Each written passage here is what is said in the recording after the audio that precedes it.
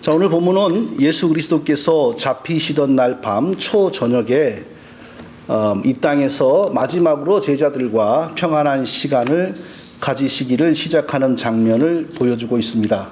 자, 이날 예수님께서 세족식을 행하셨고, 자, 그리고 성찬식을 제정하셨고, 새 언약식을 제정하셨고, 그리고 겟세마네 동산에 가서 마지막으로 기도하시고 체포되시어 고난당하기를 시작하시게 됩니다. 죽음을 곧 앞두고 있는 것이죠. 예수님이 그것을 모르시지 않습니다. 너무나 자세하게 다 알고 있습니다. 사람이 죽음 앞에서 죽음을 느끼면서 마지막으로 하는 행동과 말은 굉장히 중요합니다. 우리가 다 이 세상에 오는 날이 있고 또 가는 날이 있는데, 가는 날까지 건강하고 정신이 맑아서 가족들에게 의미 있는 말을 하고 가면 참 좋겠습니다. 그런데 세계적으로 유명한 영웅들, 아주 굉장히 유명한 사람들이 죽기 전에 마지막으로 무슨 말을 했는가 하는 것만 모아둔 책을 제가 몇 년 전에 보았는데, 자그마치 그 책의 두께가 이 정도입니다. 어떻게 그 유명한 사람들이 죽기 전에 마지막으로 한 말을 다 모았는지 그것을 이해할 수가 없을 정도로 신기했습니다. 유명한 사람들이라도 마지막 세상을 떠날 때는 아무런 의미가 없는 말을 횡설수설하는 경우가 굉장히 많았습니다. 저의 친척 할머니가 오래전이죠. 한 20, 30년 전에 임종하시는 현장에 제가 있었습니다. 그런데 건강하셨던 분인데 막상 임종할 때가 되니까 아무 의미 없는 말을 하시는 겁니다. 누구 이름을 부르면서 세랍밖에 감이 익었다 감 따먹어라 그러시는 거예요. 세랍밖이 뭔지 아세요? 세랍밖.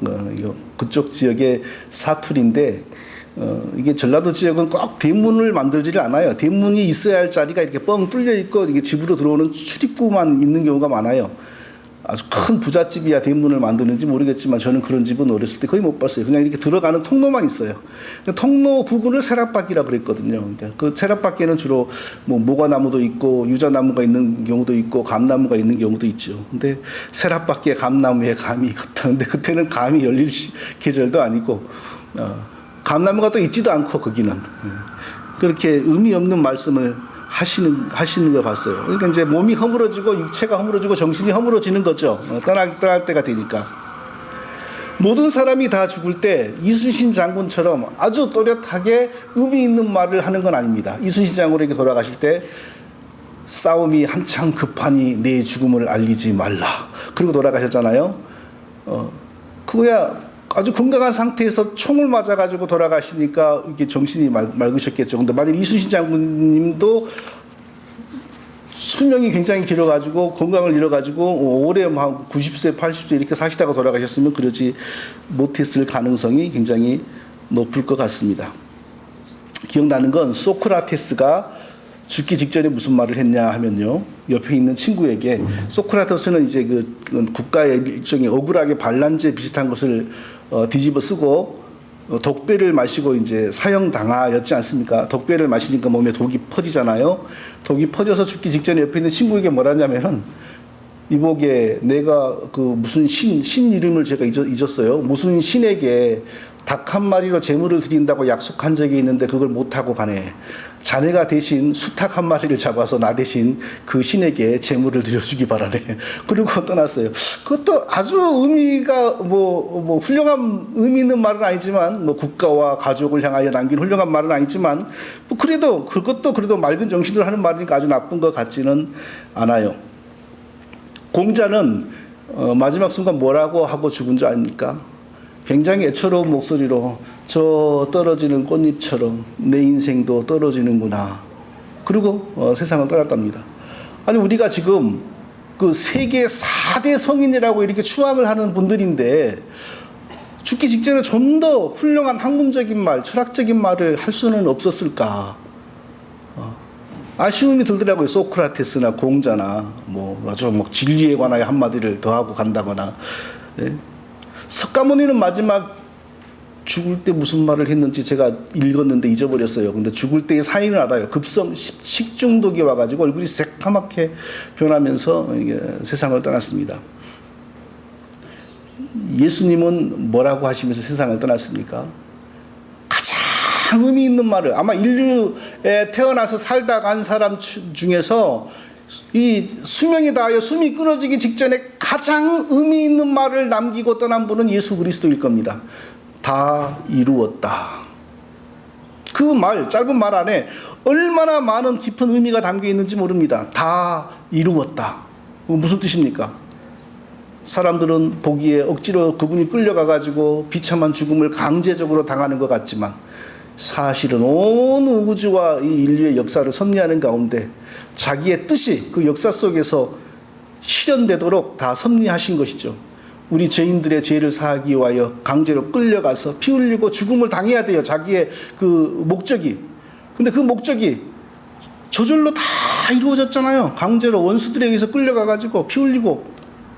하나님이 원하시는 일이 남의 손을 통하여 다 이루어졌어요.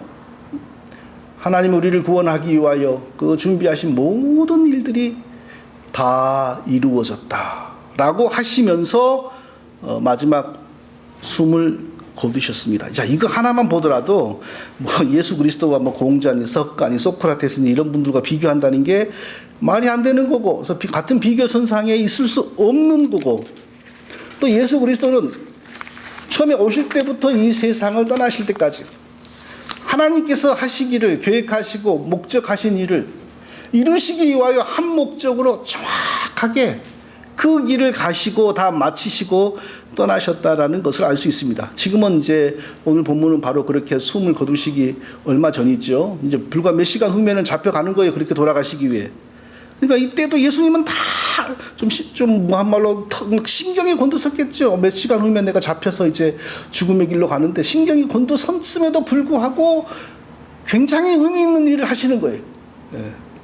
이 마지막 순간 예수님이 무슨 일을 하셨는지, 무엇에 관심을 두셨는지 오늘 본문을 통해서 중요한 것 한 가지를 살펴보겠습니다. 그건 뭐냐면요, 예수님은 하나님 아버지께서 자기에게 맡기신 사람들을 위하여 끝까지 최선을 다하셨고 끝까지 사랑하시고 떠나셨다라는 것입니다. 하나님께서 우리를 구원하시는 원리에 대해서 다시 한번 생각해 보겠습니다. 어떻게 우리를 구원하셨습니까? 모든 사람이 범죄하여 다 죽게 되었습니다. 정확히 말하면 모든 사람이 아담의 범죄로 말미암아 다 죽은 상태로 태어났습니다. 죽은 상태로 태어났다는 것은 몸에 심장이 안 뛴다는 게 아니라 몸은 멀쩡한데 영혼이 죽은 상태로 태어났다는 것입니다. 에베소서 2장 1절을 보니까 허물과 죄로 죽었던, 현 과거 완료입니다. 죽었던, 죽어가던이 아니라 허물과 죄로 죽었던, 우리 영혼이 죽었던 너희 영혼을 다시 살리셨도다. 너희를 다시 살리셨도다. 자, 여기서 말하는 것은 영적으로 죽었다는 것이 아닙니다. 영적인 기능 외에 다른 것은 안 죽었습니다. 자, 영혼이 죽어서 태어난 사람도요, 이 세상에 와서 살다 보면요, 알 거 다 합니다. 어느 시장에 가면은 저기 람다조에 가면 과일이 싸고 중국 마켓에 가면 파가 싸고 이거 다 알아가지고 자기 이익을 찾아다닙니다. 어떤 정치인이 당선이 돼야 자기에게 좀 이익인지 이거 다 합니다. 그런 기능이 죽은 거 아닙니다. 자식이 어느 대학을 가야 자식의 장래가 좋은지 다 압니다. 입시를 위해서는 어느 학원을 보내야 자식이 좋은 점수 받아서 좋은 대학 갈 수 있는지 다 압니다. 예. 그런 게 죽었다는 게 아니고 영적으로 영원히 죽었다는 거예요. 뭐예요? 하나님과의 관계, 구원이 되는 하나님과의 관계에서 완전히 죽었고 그 관계를 개선하기 위하여 뭘 해야 되는지에 대한 지각, 감각이 아무것도 없고 아무것도 느끼지 못하고 그 영적인 상태를 개선하여 구원에 이르기 위하여 내가 뭘 해야 하는지에 대해서 아무런 능력이나 생각이나 느낌이 없다는 것입니다. 그게 바로 영적으로 죽은 상태로 태어난다.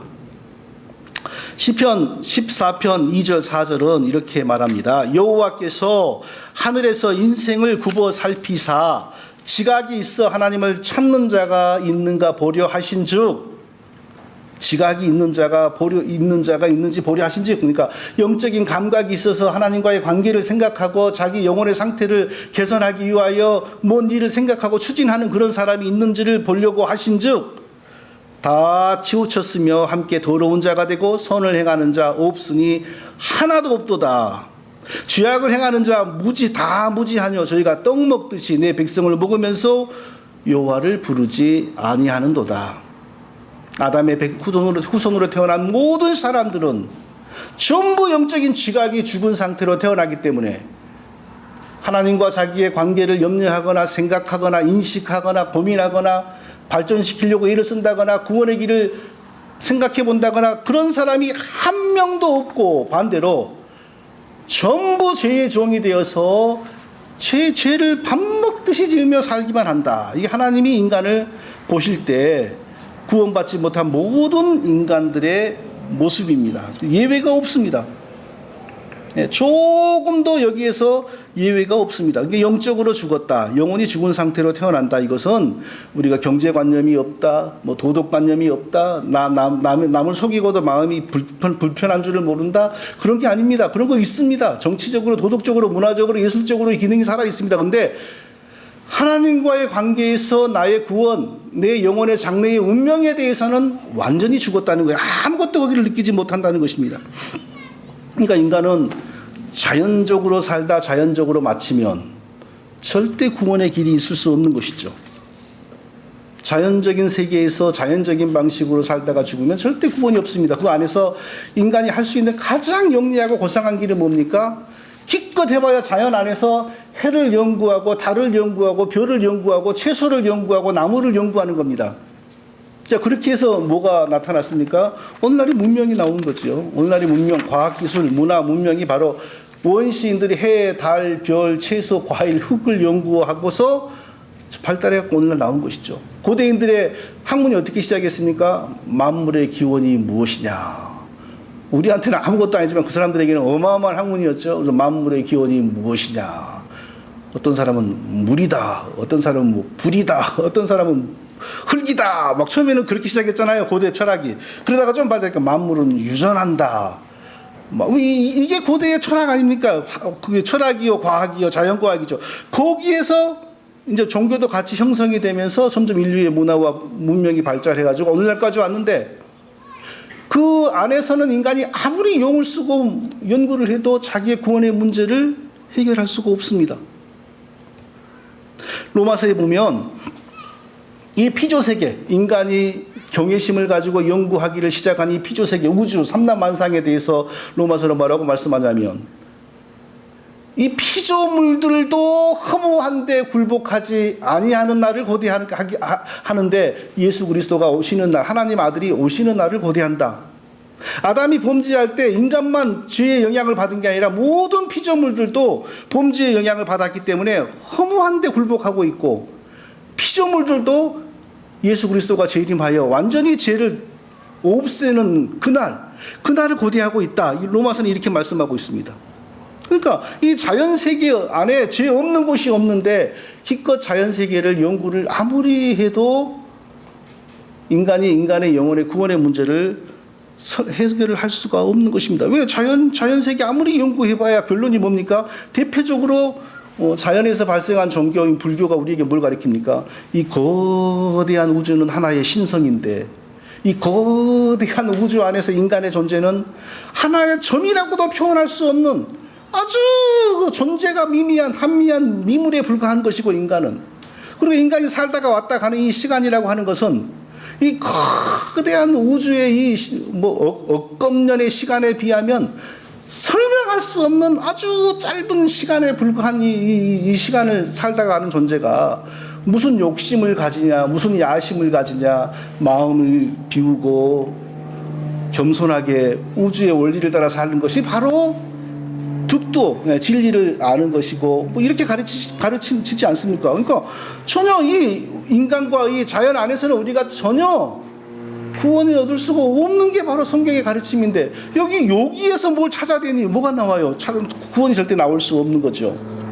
하나님 우리를 어떻게 구원하시기로 작정하셨습니까?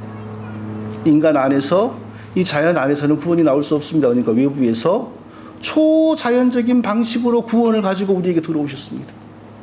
성육신입니다. 하나님께서 초자연적인 방식으로 구원자가 되셔서 우리에게 들어오셨어요. 근데 누가 들어와야 됩니까? 하나님밖에 없잖아요. 사람은 들어올 수 없잖아요. 그러니까 하나님, 삼위일체 하나님이 운운하셨습니다. 성자 하나님께서 우리의 죄를 대신하여 피 흘리시기 위하여 오시기로 작정하셨고, 하나님은 창세전에 구원하시기로 택하신 사람들을 성자 하나님 예수 그리스도에게 맡기셨습니다. 부탁하셨습니다. 저들을 구원하기 위하여 성자 하나님이 십자가에 피 흘려 죽으시기를 하나님께서 부탁하신 것입니다. 성자 하나님은 바로 우리를 구원하시기 위하여 초자연적인 방식으로 구원을 가지고 우리 속으로 들어오신 것이죠. 바로 이 사실을 생각하고 오늘 본문을 읽어야 됩니다. 1절을 보니까 6월절 전에 예수께서 자기가 세상을 떠나 아버지께로 돌아가실 때가 이른 줄 아시고 세상에 있는 자기 사람들을 사랑하시되 끝까지 사랑하시니라. 하나님께서 구원하시려고 택하신 사람들을 누구에게 맡기셨습니까? 예수 그리스도에게 맡기셨습니다. 예수 그리스도에게 붙이셨습니다. 예수님은 아버지가 구원하시기 위하여 택하셔서 자기에게 붙이시고 맡기신 사람을 자기 사람들이라고 표현하십니다. 자기가 세상을 떠나 아버지께로 돌아가실 때가 이른 줄 아시고 세상에 있는 자기 사람들을 사랑하시되 끝까지 사랑하시니라. 하나님께서 자기에게 붙여주시고 맡겨주신 사람들을 구원하기 위하여 이제 떠나서 아버지께로 돌아가실 때가 이른 줄 아시고 마지막 순간까지 끝까지 사랑하셨다.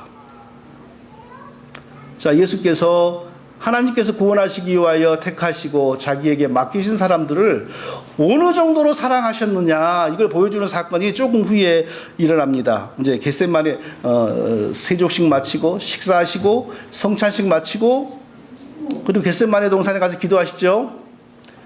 기도하고 나니까 가룟 유다가 이제 배반한 가룟 유다가 예수님을 잡으려고 군인들을 데리고 왔습니다. 군인들이 오는 걸 보고 예수님이 먼저 말을 거셨습니다. 너희가 누구를 찾느냐? 너희가 누구를 찾느냐? 이렇게 군인들에게 물었어요. 군인들이 나사렛 예수라. 그 순간 예수님이 내로라. 나다. 그러신 거죠. 예수님이 너희가 누구를 찾느냐? 제가 생활영 하나를 그때 요즘 영어 성경 보고 있는데 외워놨습니다. 생활연거. Who is it you are looking for? 이렇게 나옵니다. 영어 성경에. 지원아 잘 기억해라. 나중에 써먹어라. 너희가 누구를 찾느냐? 나사렛 예수를 찾는다. 내로라.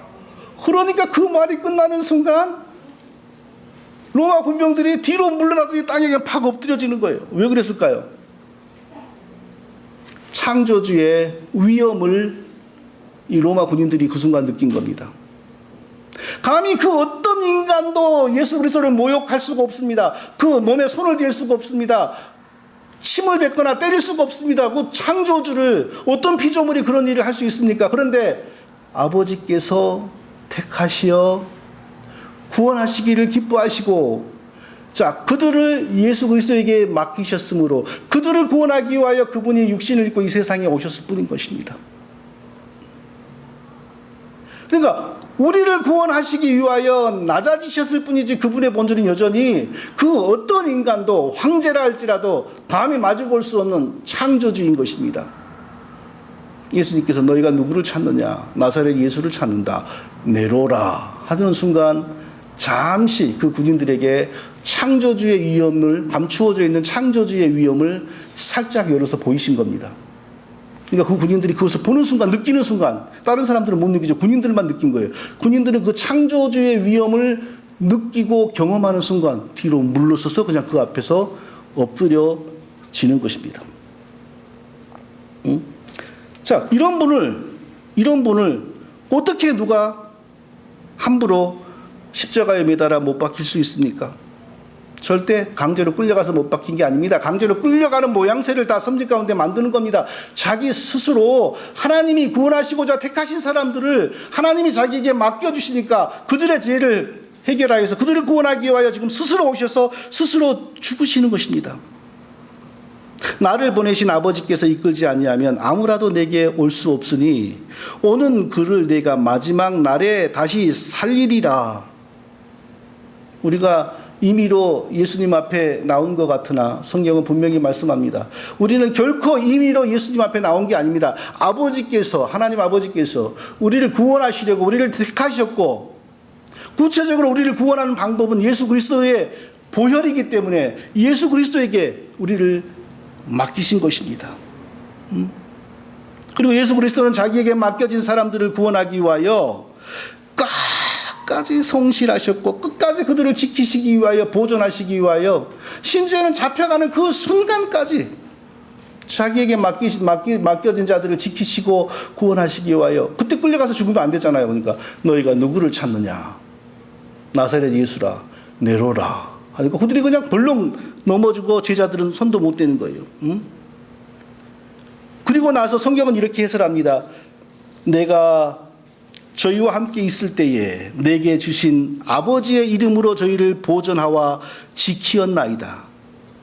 그 중에 하나도 멸망치 않고 오직 멸망의 자식뿐이오니 이는 성경을 응하게 함이니이다. 하나님께서 예수 그리스도에게 구원하라고 맡겨준 사람이 굉장히 많았습니다. 한 명도 잃지 않고 예수님은 다 지켰다는 겁니다. 한 명도 잃지 않고 다 지켰습니다. 딱 한 명을 잃었습니다. 가룟 유다. 근데 가룟 유다는 예수님이 버린 게 아닙니다. 성경에 이미 한 사람은 그렇게 되도록 예언되어 있고 작정되어 있었기 때문에 한 사람은 예수님을 배반하고 지 갈 길로 지옥으로 떨어지게 성경에 이미 예언되어 있기 때문에 그 말씀이 이루어지도록 그는 가만두었다는 겁니다. 이 땅에서 예수님의 최고의 관심은 오직 한 가지였습니다. 하나님께서 구원하시기 위하여 택하시고 예수 그리스도 앞으로 보내시고 예수 믿게 하신 사람들, 그들을 끝까지 지키시고 그들을 결국에는 완전히 구원해 내시는 것이 예수님의 최고의 관심사였습니다. 그러니까 마지막에 하나님께 기도할 때 예수님이 내가 저희와 함께 있을 때에 내게 주신 아버지의 이름으로 저희를 보존하와 지키었나이다. 제가 이제 저들을 두고 떠나야 되는데 아버지 하나님, 아버지께서 저에게 주셨는데 제가 아버지의 이름으로 저들을 끝까지 지켰습니다. 한 명 잃었는데 그 한 명은 성경에 그렇게 되도록 이미 예정되어 있기 때문에 그냥 놔둔 것입니다. 내게 맡기신 나의 사람들을, 아버지의 백성들을 끝까지 지켰습니다. 예수님이 마지막에 이렇게 기도하신 것입니다. 그리고 잡혀가는 그 순간에도 로마 병사들로부터 제자들을 지키시고 내려라 하니까 그들이 벌렁 넘어졌잖아요. 그리고 벌렁 넘어지니까 정신이 없어가지고 어찌 할 줄은 몰라요. 예수님을 끌고 갈 수 있는 뭐 기운도 없고 용기도 없으니까 예수님이 자 일어나라, 나 데리고 가라, 뭐 이런 모양새죠. 그럼 예수님의 제자들을 한 명도 손댈 생각을 못했어요. 그리고 제자들은 다 안전하죠. 나를 찾거든 이 사람들이 가는 것을 용납하라. 그렇게 해서 제자들 다 보내놓고 나서 끌려가시는 거예요. 그 장면을 성경이 이렇게 해설을 하는 겁니다. 이는 아버지께서 내게 주신 자 중에서 하나도 잃지 아니하였삼나이다 하신 말씀을 응하게 하려 함이로라. 하나님이 구원하시고자 만세전에 우리 한 사람 한 사람을 택하셨습니다. 택하신 한 사람 한 사람을 하나님은 예수 그리스도의 십자가를 통하여 구원하기 위하여 예수님 앞으로 보낸 겁니다. 예수님은 우리를 받았습니다. 우리를 맡았습니다. 그리고 한 명도 잃어버리지 않고 우리를 다 구원하신 겁니다. 생각해 보세요. 예수님이 십자가에 달려 피 흘려 돌아가시면서 내가 이 피를 누구를 위하여 흘리고 있나 이런 생각 하셨을까요? 안 하셨을까요? 절대로 예수님은 그 순간에 내가 지금 누구를 위하여 이 피를 흘리는지 나도 모르고 앞으로 누가 내 피를 흘리고 구원받을 줄은 모르겠지만 일단 피 흘리고 본다 이런 마음으로 예수님이 죽으셨을까요? 아닙니다. 하나님이 만세전에 자기 백성으로 택한 사람, 그럼 여기서 하나님과 예수님은 어떤 차이가 있습니까? 인격적으로는 다른 분이지만 본질적으로는 같은 분입니다. 아버지 하나님이 만세전에 구원할 자기 백성을 택하셨어요. 근데 그분이 예수님이에요. 근데 또 인격적으로는 다른 분이에요. 만세 전에 구원하기 위해 택한 사람이 누군지 예수님은 다 아는 겁니다. 십자가의 상에서 피 흘릴 때 2000 몇 년 미국 땅에 누가 나를 믿기 시작할 것이다. 예수님은 다요. 한 명도 빠짐없이 예수님은 다 하셨어요. 누가 내 피를 믿고 구원받을런지 모르지만 나는 일단 죽고 보자. 이거 아닙니다. 십자가에서 피 흘리는 순간에 우리 한 사람 한 사람을 다 이미 아셨어요. 우리 한 사람 한 사람을 위하여 피 흘리고 죽으시는 것을 예수님은 다 인식하셨어요. 절대로 누가 나 믿고 천국 올는지는 모르겠으나 내가 죽고 본다. 이거 아니셨습니다. 하나님이 구원하시기 위하여 자기에게 맡기신 사람을 한 명도 빠지지 않고 다 구원하시는 그런 분이십니다. 옛날에 구약시대에 진짜 착한 목동들이 아버지나 주인이 자기에게 목동에 양을 100마리를 맡겨주면 그 100마리를 자기가 맡은 기간 동안에 하나도 잃어버리지 않고 다 지켰습니다. 만일에 99마리는 있는데 한 마리가 보이지 않는다 그러면 한 마리 정도는 없어도 된다. 이게 아닙니다. 그 99마리를 놔두고 한 마리를 찾아다녀서 기어이 찾았습니다. 그것이 바로 우리를 구원하신 예수님의 마음입니다. 2000년 전에 예수님이 2000년 후에 태어날 1988년생을 어찌합니까? 창조주는 시공을 초월합니다. 피조물은 시간과 공간 안에 있지만 창조주는 시공을 초월합니다. 그러니까 창조주에게는 우리 관점에서 2000년 전이나 지금이나 1000년 후가 창조주에게는 그냥 눈앞에 일직선으로 보이는 겁니다. 다 하셨어요. 내가 구원하기로 하여 택한 백성이 한국 땅에서 몇 월 며칠 여수에서 태어나고 서울에서 태어나고 어디서 태어나고 그리고 언제 어떻게 예수 믿고 다 하셨어요. 그것을 다 하시면서 우리 한 사람 한 사람을 예수님은 다 생각하면서 십자가에 달려 피 흘린 겁니다. 절대 뭉텅거려서 나는 죽는다. 그리고 훗날 나 믿는 사람은 살 것이다. 이러신 게 아닙니다. 이 놀라운 그리스도의 은혜와 사랑을 깨달아 알고 바로 십자가에 피 흘리며 죽으시는 순간에도 나를 생각하시며 피 흘리셨다는 그리스도의 그 은혜와 사랑을 깨달아 알고 신앙생활하는 우리 모두가 될 수 있기를 예수님의 이름으로 축원드립니다. 아버지 하나님, 예수 그리스도